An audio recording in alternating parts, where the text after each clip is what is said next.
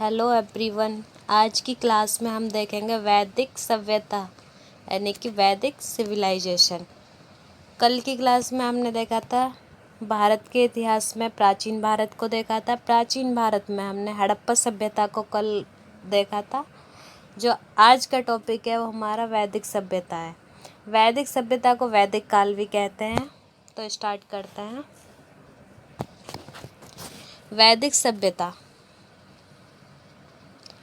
वैदिक सभ्यता जो हमारी 1500 BC से 600 BC तक मानी जाती है। कितने से कितनी मानी जाती है? 1500 से 600 BC तक।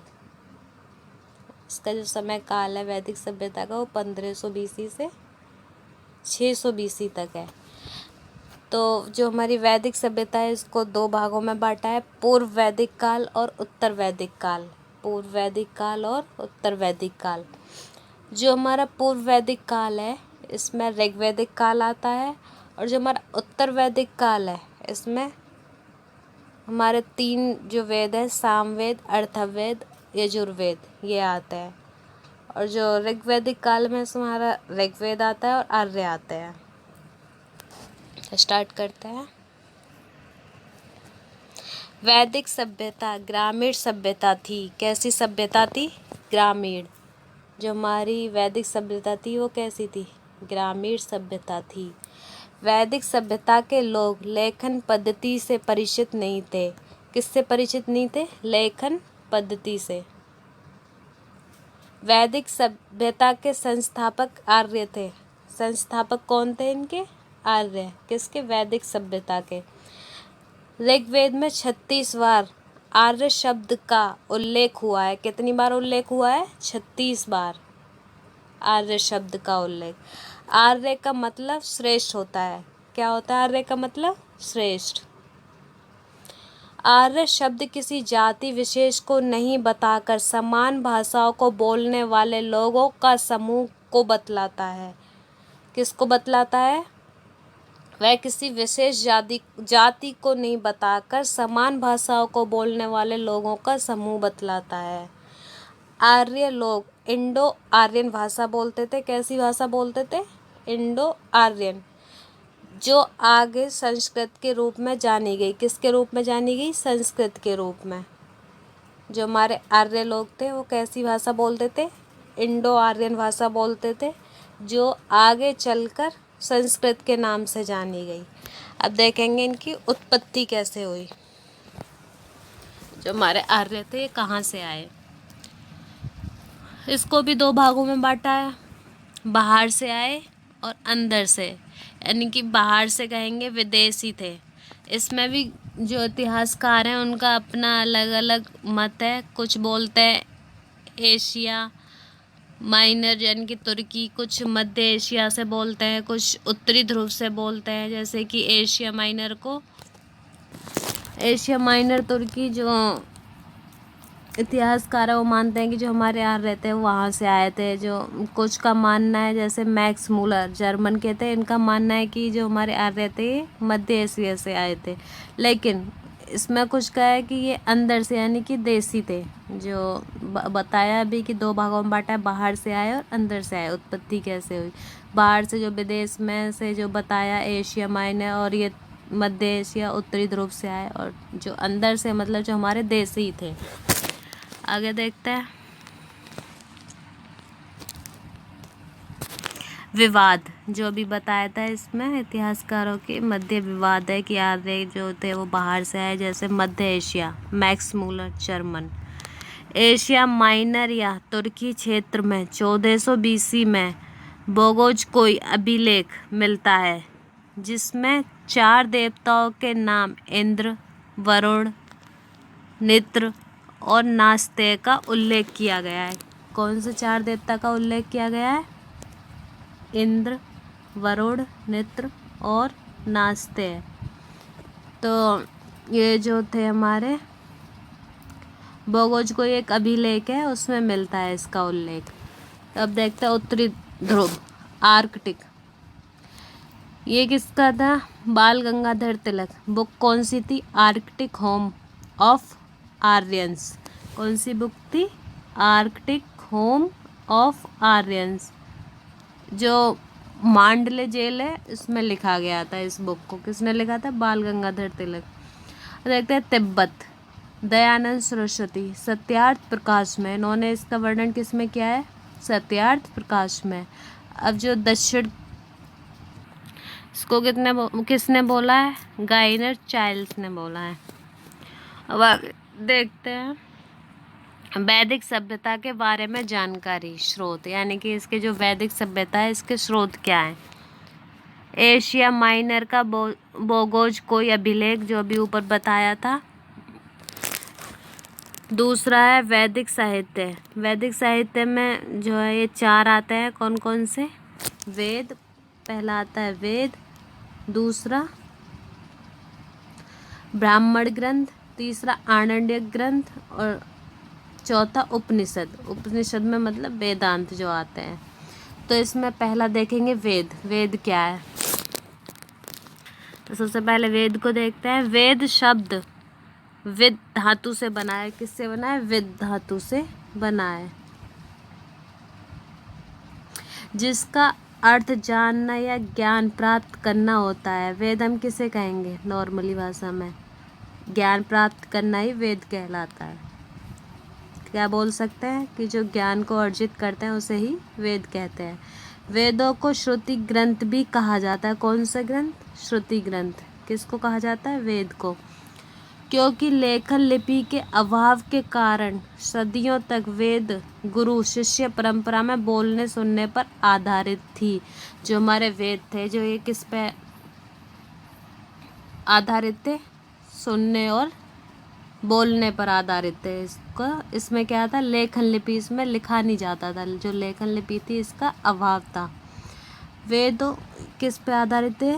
बोलने सुनने पर। वेदों की रचना ईश्वरीय प्रेरणा के आधार पर ऋषि मुनियों ने की। किसने की थी? ऋषि मुनियों ने की थी। इस कारण इसे अपौरुषेय कहा जाता है। क्या कहा जाता है? अपौरुषेय कहा जाता है।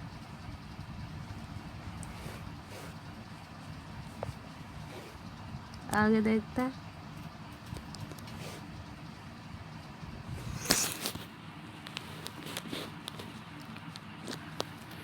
अब हम देखेंगे वेदों को साइज के आधार पर वेदों का क्या क्रम था और समय के अनुसार क्या था। तो साइज के आधार पर देखते हैं रेज, RAYS, और जो समय के अनुसार वेदों का क्रम जो था वो था RSYA, मतलब S वेदस्य और Y ऑफ वेदास, यानी कि अलौकिक वर्णन, और A मतलब लौकिक वर्णन। जो हमारा S था इसमें अलौकिक वर्णन आ जाता है और जो A था इसमें लौकिक वर्णन आता है। अब हम बताएंगे इसका पूरा मतलब क्या था। वेदों का संबंध, जो RSYA, इसका संबंध क्या है वेद से। तो चलो चलते हैं। वेदों का संबंध। R मतलब प्रेयर्स ऑफ गॉड, मंत्र। जो हमारा R है इसमें क्या आ जाता है? मंत्र आ जाते हैं। क्या आते हैं? मंत्र। S फॉर संगीत। S का क्या मतलब है? संगीत। Y मतलब यज्ञ। A मतलब क्या होता है? अलग लौकिक। अर्थवेदता ऋषि द्वारा रचित। क्या आ जाता है? ये मतलब अलग लौकिक। अर्थवेदता ऋषि द्वारा रचित। तो अब हम सबसे पहले क्या देखेंगे? ऋग्वेद को देखेंगे। हमारा ऋग्वेद क्या है? पूर्व वैदिक काल की जानकारी देता है। इसका रचना क्षेत्र सप्त सैन्य क्षेत्र कहलाता है। कैसा क्षेत्र कहलाता है? सप्त सैन्य क्षेत्र कहलाता है। और ये किसकी जानकारी देता है? पूर्व वैदिक काल की जानकारी देता था। जैसे भी ऊपर बताया था, पूर्व वैदिक काल में क्या आता है? ऋग्वेद आता है। और जो हमारा उत्तर वैदिक काल है उसमें क्या बताया था? सामवेद, अथर्ववेद और यजुर्वेद बताए थे। तो हमारा जो ऋग्वेद है इसमें 10 मंडल बताए गए हैं और 1028 सूक्तियाँ बताई गई हैं। कितनी? 1028 सूक्तियाँ। तो अभी जो हमारे 10 मंडल में से जो मुख्य मंडल हैं उनका हम नीचे वर्णन करेंगे। तो हम देखते हैं मंडल। तो हमारे ऋग्वेद में कितने मंडल हैं? 10 मंडल हैं, ये तो आप सभी जानते ही हैं। तो जो हमारा सबसे पहले देखेंगे, जो हमारा ऋग्वेद में पहला मंडल और जो 10वां मंडल है, कौन सा? पहला और 10वां मंडल कौन से मंडल है? नवीन मंडल है, सबसे नए मंडल हैं। कौन से नए मंडल? पहला और 10वां। और जो हमारे 2 से जो 7 मंडल है, ये कौन से? पुराने मंदिर के वो मंडल कहलाते हैं। कौन से? पुराने मंडल। तो 1 और 10 नए मंडल हैं और 2 से 7 तक हमारे पुराने मंडल हैं। यानी कि जो एक पहला मंडल है, इसकी सबसे बाद में रचना हुई थी। तो इसमें मेन देखेंगे हम। तीसरा मंडल देखेंगे पहले। तीसरा मंडल क्या है? विश्वामित्र, इसके शिष्य पृजन, गायत्री मंत्र। जो हमारा ऋग्वेद का तीसरा मंडल है, इसमें गायत्री मंत्र आता है। जो हमारा गायत्री मंत्र है, किससे लिया गया है? ये ऋग्वेद के तीसरे मंडल से लिया गया है। ये मंत्र कौन सा है? ओम भूर्भुवः स्वः तत्सवितुर्वरेण्यं भर्गो देवस्य धीमहि धियो यो न प्रचोदयात्। ये हमारा गायत्री मंत्र है, जो ऋग्वेद के तीसरे मंडल से लिया गया है। सरिता देवता, 7 काल का सूर्य, ये हमारा किस में आता है? तीसरे मंडल में आता है। और चौथा कौन सा है? कृषि प्रक्रिया का उल्लेख। जो हमारा ऋग्वेद का चौथा मंडल है, वो कौन सा है? कृषि प्रक्रिया का उल्लेख। अब देखेंगे हम छठा मंडल क्या है? छठा मंडल है भारद्वाज ऋषि। और 7वां वशिष्ठ, भरत जनों के गुरु। तो ये हमारे किस में? 7वें मंडल में। दशरांत, युद्ध का संबंध। अब हम 9वां मंडल देखेंगे। 9वें मंडल में क्या वर्णन है? 9वें मंडल में वर्णन है सोम देवता को समर्पित सोमराज। ये किस में है? 9वें मंडल में है ऋग्वेद के। अब 10वां मंडल देखते हैं। 10वें मंडल में है पुरुषोक्त वर्ण व्यवस्था। जो हमने सबसे पहले बताया था कि प्राचीन जो भारत है हमारा, इसी से लिया गया है। जो 4 जो वर्ण जाति हैं, ब्राह्मण, शूद्र, क्षत्रिय और वैश्य, ये किससे लिए गए? हमारे भारतीय इतिहास में, प्राचीन इतिहास से लिए गए हैं। तो अभी इसमें जो ये वर्णन, ये किस में देखने को मिलता है? चारों वर्ण व्यवस्था का ऋग्वेद में देखने को मिलता है। ऋग्वेद के 10वें मंडल में देखने को मिलता है। और नदी सूक्त, ये किस में? ये पुरुष सूक्त और नदी सूक्त हमारे ऋग्वेद के 10वें मंडल में है। जो जिसका जो ऋग्वेद के नए मंडल है, पहला और 10वां, जिनकी उत्पत्ति बाद में हुई है। पहले हमारे जो 2 से 7 मंडल हैं, उनका ऋग्वेद में हमारे 2 से 7 पुराने मंडल हैं, जो हमने बताया था। और नए मंडल कौन सा है? पहला और 10। और 10वें मंडल में क्या आता है? वो वर्ण जाति आ जाती हैं सारी। जो भी हमने 4 जाति बताई थी वर्ण व्यवस्था, वो हमारी किस में आती है? ऋग्वेद के 10वें मंडल में आती है। किस में? 10वें मंडल में आती है। आगे देखते हैं। ऋग्वेद का प्रत्येक मंडल किसी न किसी ऋषि से जुड़ा हुआ है। किससे जुड़ा है? जो हमारा ऋग्वेद है, इसका जो मंडल है हमारे ऋग्वेद के, किसी न किसी ऋषि से जुड़े हुए हैं।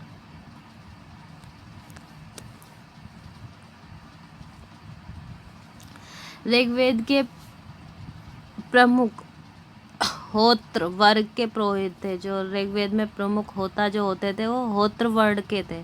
जैसे बोलते हैं ना, जो ऋग्वेद को पढ़ा जाता है उन्हें क्या बोलते हैं? होत्र बोलते हैं उन्हें। जो ऋग्वेद को पढ़ते हैं उन्हें होत्र बोलते हैं। इसमें मरुस्थल के लिए धन्व शब्द का प्रयोग किया गया है। किसका? धन्व शब्द का प्रयोग किया गया है।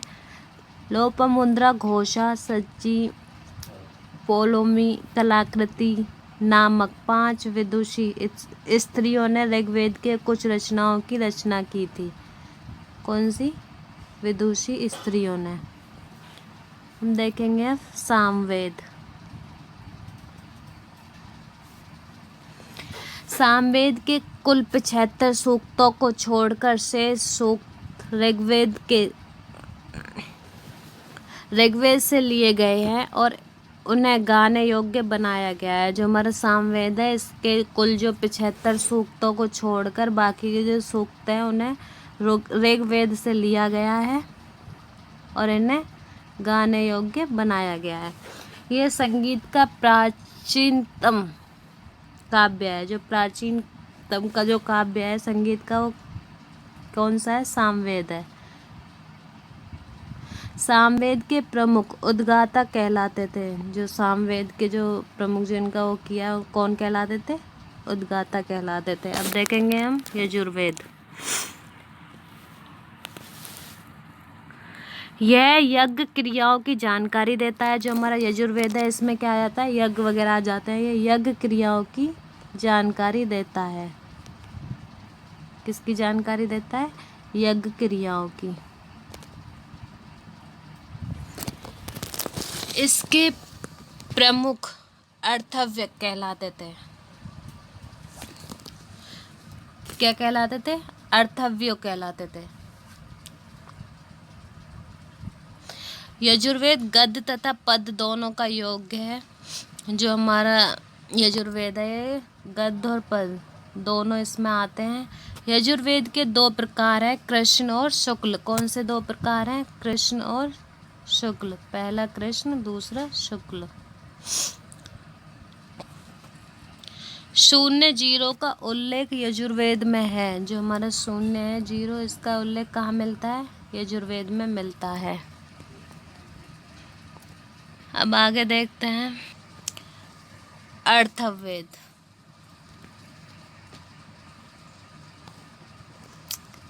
तो शुरू करते हैं अर्थवेद क्या था? अर्थवेद तांत्रिक क्रियाओं का लिखित उल्लेख मिलता है। जो हमारा अर्थवेद है उसमें क्या मिलता है? तांत्रिक क्रियाओं का उल्लेख मिलता है लिखित में।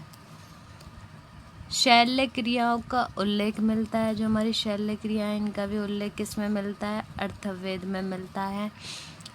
इसमें अंग तथा मगध जैसी पूर्वी क्षेत्रों का उल्लेख मिलता है। किसका?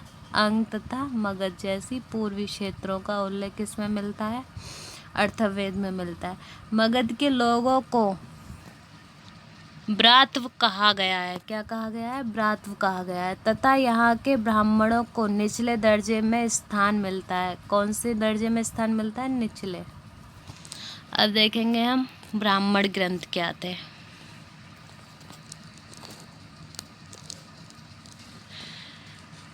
ये गद्य ग्रंथ है। जो हमारे ब्राह्मण ग्रंथ हैं ये कौन से ग्रंथ हैं? गद्य ग्रंथ हैं। इसमें यश का अनुष्ठानिक महत्व दर्शाया गया है। इन्हें वेदों की विकास भी कहा जाता है। क्या कहा जाता है? जो ब्राह्मण ग्रंथ है इन्हें वेदों का विकास भी कहा जाता है। प्रत्येक वेद के अलग अलग ब्राह्मण ग्रंथ हैं। ऋग्वेद, ऐत्रेय और कौवित्र की। सामवेद, पंचविश, षड्विश,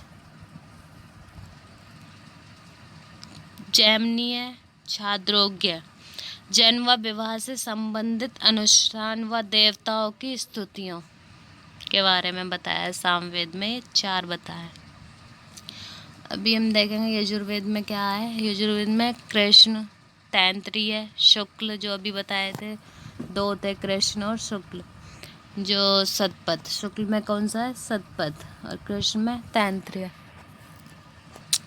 अर्थवेद में क्या आता है? गौपम। आरण्य ग्रंथ, हमारे जो आरण्य ग्रंथ थे ये क्या थे? आरण्य मंत्रों का गूढ़ व रहस्यवादी अर्थ बताता है। जो हमारा आरण्य ग्रंथ है वो क्या बताता है? आरण्यक मंत्रों का गूढ़ व रहस्यवादी अर्थ बताता है। इसका पाठ एकांत एवं वन में ही संभव है।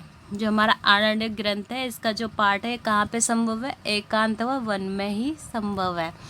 यह तप पर बल देता है। जो हमारा आरण्य है ये किस पे बल देता है? तप पर बल देता है। जंगल में रहने वाले वानप्रस्थ आश्रम के तपस्वियों द्वारा आरण्यक ग्रंथों की रचना की गई। कई कई पूछ लिया जाता है कि आरण्यक जो ग्रंथ हैं इनकी रचना किसके द्वारा की गई। इनकी रचना की गई थी वानप्रस्थ आश्रम के तपस्वियों द्वारा। जो वन में रहते थे, तपस्वी थे, उनके द्वारा की गई थी। उपनिषद, उपनिषद को देखेंगे। उपनिषद मतलब वेदांत। उप प्लस नी प्लस सद। उप मतलब पास या निकट, नी निष्ठापूर्वक, सद बैठना। तो जो इसी से पता चलता है जो पास में या निष्ठापूर्वक जो बैठकर ज्ञान अर्जित किया जाता है उसको क्या बोलता है, उपनिषद या वेदांत कहते हैं। अर्थात वह शास्त्र या विद्या जो गुरु के निकट एकांत में सीखी जाती है, जो भी इससे उपनिषद से ही बताया गया। उप मतलब पास या निकट, नी मतलब निष्ठापूर्वक, सद मतलब बैठना। तो क्या कह सकते हैं, वह शास्त्र या विद्या जो गुरु के निकट एकांत में बैठकर सीखी गई हो वो क्या कहलाती है, उपनिषद। उपनिषद ज्ञान पर बल देता है। किस पे बल देता है उपनिषद, ज्ञान पर बल देता है। उपनिषद दर्शन का मुख्य लक्ष्य वह ज्ञान या आत्मज्ञान को प्रदान करता है। किसको, वह ज्ञान या आत्मज्ञान को प्रदान करता है। उपनिषद की रचना की परंपरा मध्य काल तक चली। जो हमारे उपनिषद है इसकी जो परंपरा कब तक चली, मध्य काल तक। ऐसा भी उदाहरण के लिए जैसे भी हमने बताया था कि पहला हमारा प्राचीन भारत था, फिर मध्यकालीन और फिर आधुनिक भारत। तो जो हमारी उपनिषद है इसका जो ये कहाँ तक चली थी, इसकी परंपरा मध्यकाल तक। उदाहरण के लिए आलोपनिषद अकबर के काल में लिखा गया। जो अकबर थे हमारे किस में काल में आते हैं, मध्यकाल में। तो इसमें बताया है ना जो ये परंपरा है ये मध्यकाल तक चली उपनिषद की। और जो आलोपनिषद है इसमें मिलती है इसकी उपनिषद की रचना। मुक्ति का उपनिषद के अनुसार कुल 108 उपनिषद हैं। मुक्ति का जो उपनिषद है इसके अनुसार कुल 108 उपनिषद है। शंकराचार्य द्वारा 11 उपनिषदों पर टिकोक्स लिखी गई। सत्यमेव जयते का उल्लेख मुंडकोपनिषद में मिलता है। सत्यमेव जयते का उल्लेख किस में मिलता है, मुंडकोपनिषद में मिलता है। गार्गी याज्ञवल्क्य ऋषि संवाद वृहदारण्यक में है और पुनर्जन्म का उल्लेख मिलता है। किसका, पुनर्जन्म का उल्लेख मिलता है। किस में मिलता है, वृहदारण्यक में। आगे देखेंगे हम 3 आश्रमों की जानकारी छांदोग्य उपनिषद में है। कौन से उपनिषद में है, छांदोग्य उपनिषद में है। 4 आश्रमों की जानकारी या उल्लेख जावलोपनिषद में है। महर्षि यम नचिकेत संवाद कठोपनिषद, यानी कि कृष्ण यजुर्वेद से संबंधित जो कठोपनिषद है ये किससे, कृष्ण यजुर्वेद से संबंधित है। अब हम देखेंगे वेदांग। वेदांग मतलब वेदों के अंग। स्टार्ट करते हैं। वेदांग क्या है, सबसे पहला यह वैदिक सभ्य साहित्य में नहीं आता है। जो हमारा वेदांग है ये किस में नहीं आता, वैदिक सभ्यता में नहीं आता है। वेदों के अध्ययन के लिए ज्ञान की जिस शाखा का विकास हुआ उसे वेदांग कहा जाता है। वेदांग किसे कहेंगे, वेदों के अध्ययन के लिए ज्ञान की जिस शाखाओं का विकास हुआ उन्हें वेदांग कहा गया। ये संख्या में 6 है, यानी कि जो वेदांग है कितने संख्या में, 6 है। वेदों के अर्थ को सरलता पूर्वक समझने तथा कर्म कांडों को प्रतिपादित करने में सहयोग देने के लिए वेदांग साहित्य की रचना हुई। जो हमारे जो वेदांग साहित्य इनकी रचना क्यों हुई, वेदों के अर्थ को सरलता पूर्वक समझाने तथा कर्म कांडों को प्रतिपादित करने के सहयोग देने के लिए वेदांग साहित्य की रचना हुई। इसमें देखेंगे हम शिक्षा। वेदों की नासिका कहा गया है। शिक्षा को क्या कहा गया है, वेदों की नासिका कहा गया है। वेदों के मंत्रों के शुद्ध उच्चारण तथा शुद्ध स्वर क्रिया की विधियों के ज्ञान के लिए इसकी रचना हुई। जो हमारी शिक्षा है, इसकी रचना क्यों हुई? वेदों के मंत्रों के शुद्ध उच्चारण तथा शुद्ध स्वर क्रियाओं की विधियों के ज्ञान के लिए। अब देखेंगे हम कल्प। कल्प क्या है? वेद का हाथ कहा गया है। कल्प को क्या कहा गया है? वेद का हाथ। और शिक्षा को वेद की नासिका। इसमें नासिका कहा गया है और इसमें कल्प में वेद को हाथ कहा गया है। कल्प के 4 प्रकार हैं। अब हम देखेंगे कौन कौन से प्रकार हैं। जो हमारा कल्प है, जो हाथ कहा गया है वेद का, इसके कौन कौन से 4 प्रकार हैं। पहला है श्रोत सूत्र। इसमें यज्ञ विधि विधानों की विस्तार में चर्चा मिलती है। पहला कौन सा है? श्रोत सूत्र। इसमें यज्ञ विधि विधानों की विस्तार में चर्चा मिलती है, इसमें विस्तार में। दूसरा है गृहस्थ सूत्र। अब देखेंगे गृहस्थ सूत्र कौन सा है। यह गृह कांडों व गृहस्थों के लिए आवश्यक यज्ञों का विवरण प्रस्तुत करता है। किसका? गृह कांडों व गृहस्थों के लिए। तीसरा है धर्म सूत्र। सामाजिक नियमों एवं आचरण का विस्तार पूर्वक वर्णन मिलता है। अब है सुल्भ सूत्र। सुल्भ का अर्थ रस्सी होता है। क्या होता है? रस्सी होता है। इस सूत्र में यज्ञ वेदिका नाप जोख के द्वारा स्थापन का व्यापक वर्णन मिलता है। माना जाता है कि यह भारत में ज्यामितीय ज्ञान का सबसे प्राचीन उदाहरण है। किसका उदाहरण है भारत में? ज्यामितीय ज्ञान का। इसके बाद देखेंगे व्याकरण। वेदों के मुख्य संज्ञा दी गई है। व्याकरण को किसकी संज्ञा दी गई है? मुख्य। इसकी मुख्य। व्याकरण की सर्वश्रेष्ठ कृति पाणिनिकृत अष्टाध्यायी है। अब देखेंगे चौथा निरुक्त। वेदों के स्रोत। और व्याकरण को वेदों के मुख कहा गया है और जो निरुक्त है इसको वेदों के स्रोत कहा गया है। आगे देखते हैं।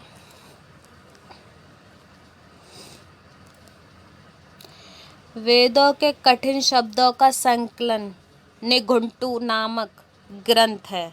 कौन सा? निघंटु। कौन सा ग्रंथ है? निघंटु।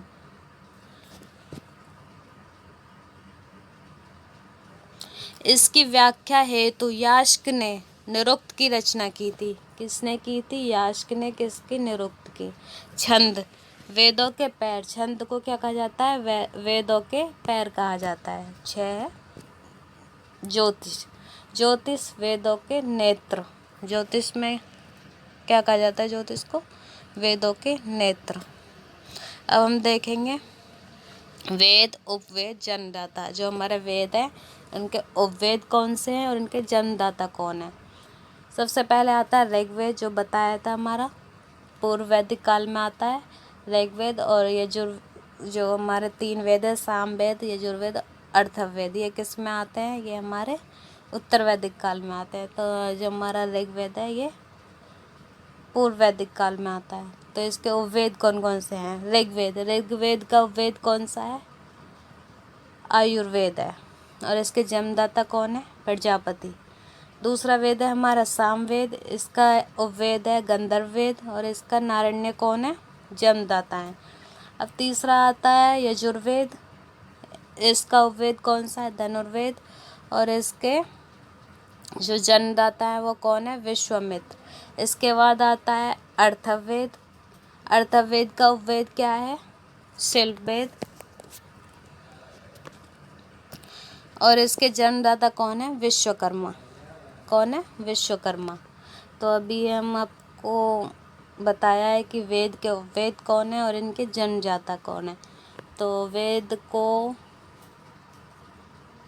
आयुर्वेद कहा जाता है, सामवेद को गणतम वेद कहा जाता है, यजुर्वेद को धनुर्वेद कहा जाता है और अथर्ववेद को शिल्पवेद कहा जाता है। जैसे कभी कभी पूछ लिया जाता है कि सामवेद का उपवेद कौन है या कौन सा है? गांधर्व वेद है। कौन सा? गांधार वेद। और जो हमारा ऋग्वेद है इसका आयुर्वेद, और इसके जन्मदाता कौन है? प्रजापति। और जो हमारा यजुर्वेद है इसका उपवेद धनुर्वेद, और इसके जो जन्मदाता है वो कौन है? विश्वामित्र। अर्थवेद ये शिल्प वेद है इसका उपवेद, और इसके कौन है जन्मदाता? विश्वामित्र। तो आज का टॉपिक यहीं पे ख़त्म होता है।